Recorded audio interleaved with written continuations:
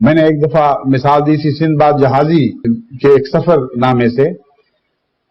اس سفر نامے میں لکھا ہے کہ ایک جگہ ایک شخص، ایک جہاز ٹوٹا اور ایک سیاح ایک جزیرے میں بیچارہ بڑی مشکل سے جان بچا کر پہنچا.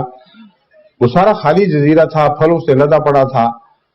وہاں چلتے چلتے اس نے دیکھا کہ ایک پھل کے درخت کے نیچے ایک بوڑھا بیٹھا ہوا ہے اور بڑی عمر اور لمبی داڑھی.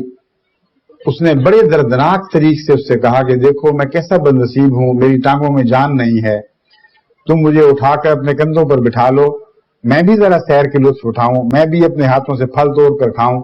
اب تو پرندے جو پھینکتے ہیں وہی میرے نصیب میں ہے.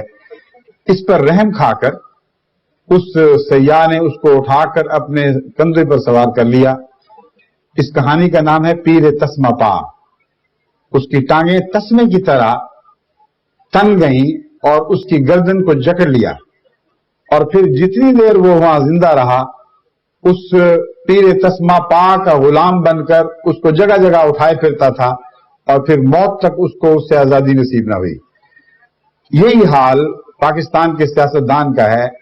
انہوں نے پیر تسمہ پا کو اپنے کندھوں پر سوار کر لیا ہے اور ساری قوم کی تقدیر داؤ پر لگا دی ہے.